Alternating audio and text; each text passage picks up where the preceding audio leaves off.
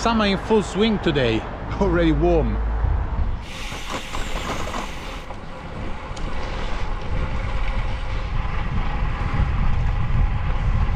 Hi everyone, and welcome to a new video. Gorgeous day, perfect for another long ride, about 150k. I arranged with my friends at Moloko Cycling. You know, I noticed one or two comments after the group rides I'm posting here. I guess some remarks about how elitist London riders are. I've been accused that yes, within the groups I ride with, there's some kind of snobbery.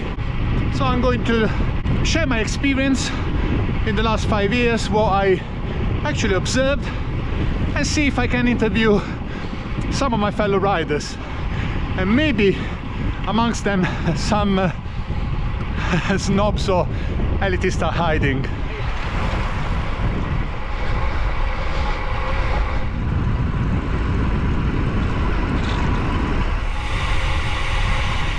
Or should I say elitist? Elitist? Anyway, you know what I mean.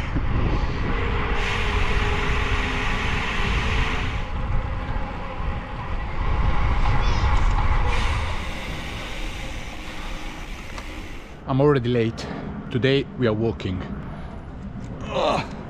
Cyclocross edition.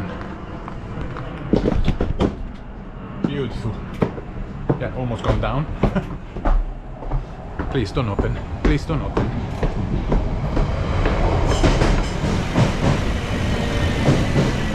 Another cyclocrosser.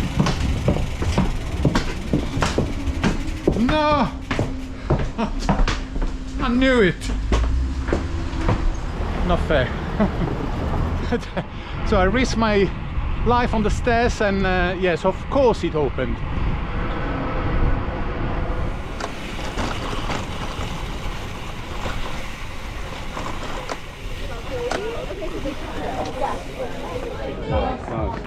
When we saw you, Okay, thank you so much everyone for coming today. We are riding 150 kilometers, and when we come back here we have some drinks for you, and we can put some tables, etc. And if you want to hang out here in the sun after the ride, let's ride.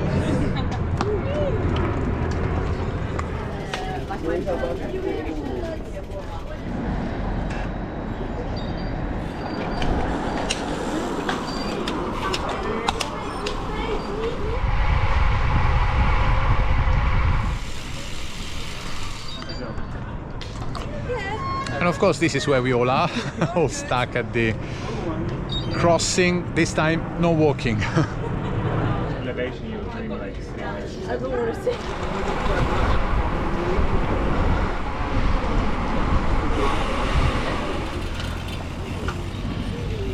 How are you? Ciao Federico.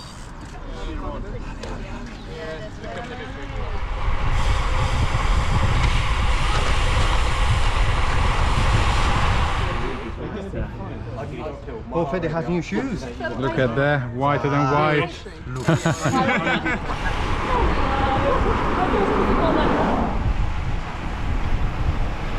So this perception about elitism or snobism, so they are very personal. So for now, let me discuss my own experience and see if you can find some parallelism or anything that you also experience while taking up road cycling. And it's in the bit of a nature of road cycling that at the beginning is a little bit more difficult, because there's a lot of choices to make for the kit, the bike, all the technical adjustments. So it is a steep learning curve, and it is inevitable that you do feel inadequate at the beginning. And I certainly did with my Merida, the 600-pound road bike that first got me into the sport. And yes, walking into maybe the most prestigious cycling shop that there is, with the cassette protector, a pump, frame mounted, yes, it was a bit of a humbling experience. Of course, yes, you do feel that they look at you in a different way, or maybe it's your perception, I'm not really sure. There is some sort of tribal element where you know, it's them against you, so they consider themselves experienced cyclists while you are really just starting out. And the criticism, I guess, is that you in cycling can buy your way out to become an expert. So the moment you get an expensive bike, an expensive kit, people assume that you are a very good experienced cyclist while you actually are not. So maybe that's the fair point that some people, of course, point out. Just buying out your way into be considered an expert maybe is not the right way. Pricing, especially after COVID, definitely is an issue in cycling. Costs have gone up so much. I'm the one trying to keep going with performance bike at a reasonable price, and of course I got all technology, so you have the risk of some experienced riders still riding old bikes that they might be perceived as newbies or not the great cyclist, which is wrong, of course, or some newcomer with beautiful expensive bikes that don't know yet the full craft of cycling. Especially in London, there's a lot of young professionals with disposable income, so nothing wrong in them buying the bikes they want, and some of them are great riders and a very good company. So I guess most of the time is down to really the action and the attitude rather than the bike and the kit itself. My personal approach to this feeling was of course a bit immature, so I decided to become stronger. Yes, if someone at the traffic light was going to look down on me and my Merida, yes, I wanted to show that I'm actually strong. The bike in that case will not mind. So yes, it was a very immature approach. My answer to feel a bit inadequate was yeah, respond with sheer power. Yes, nice bikes and nice kit. What's the name of the cafe? What a bunch of elitists. Do you think that we are a bunch of snobs sometimes? To an extent, maybe a little bit. Maybe, yeah. You have to be slightly crazy to do the sport.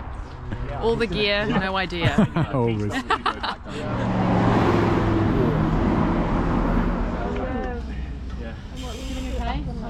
And of course the elephant in the room is of course social media. Yeah. The ride didn't happen if it's not on Strava or Instagram or YouTube, just like this.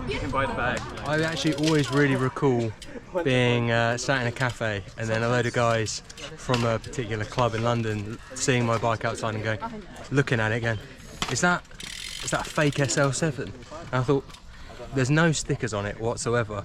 So it's not fake anything. It's a real velo build. It's a real velo build. I mean, the reality quite possibly is that humans, as a social animal, they are very tribal. So they tend to connect to each other with similarities and exclude others that in that moment don't fit that tribe rules or looks or whatever the joining element could be. If you want to consider the whole of cycling community, yes, of course we are all together and we can consider ourselves like a big one group. But then within the same community, a lot of differences. The bike you ride, vintage, modern, wearing the last kit, if you're following the rules or not. It's really difficult to see which group is more inclusive or more elitist against the others.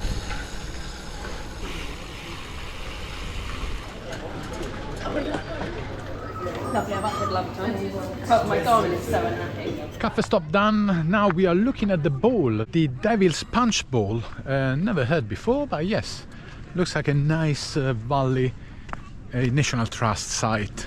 Time to get some tan on my head. Yeah. It was much more like, oh wow, I can see what they mean. They should have put the They should have put the cafe over there. Right, let's get ready for the second leg.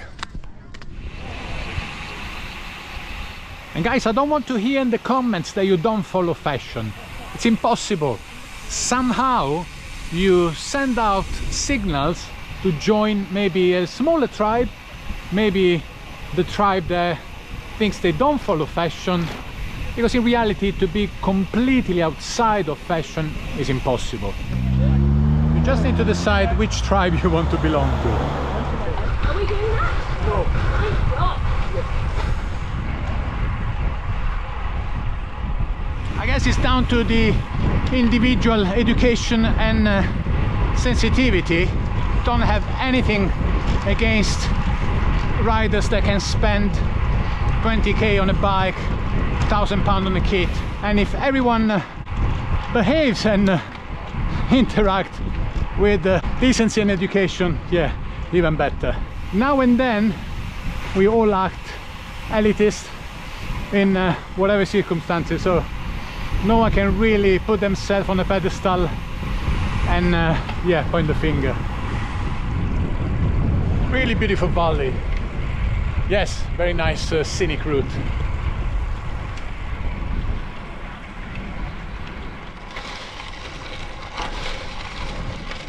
We sign up for a gravel ride as well.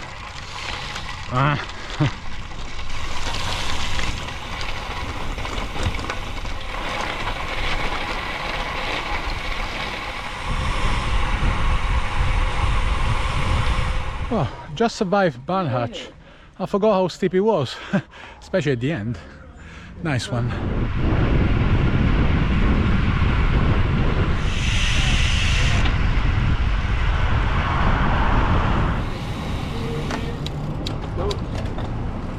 Yes, people might be all dressed up in map and PNS, but most of the people I found are actually really nice. I guess, guys, if you want to really interpret, as I did, power in response to snobism, I think that's the way to go. I mean, there's no harm in becoming more efficient. This is what I did, and yes, you can squeeze every watt of your muscle in the pedal stroke and becoming more powerful. Yeah, that's the interpretation I got from the initial perception of difficulties in getting accepted in the world of cycling, especially in London. Guys, as usual, let me know in the comments your experiences, and thank you very much for watching. I'll see you in the next video. Ciao.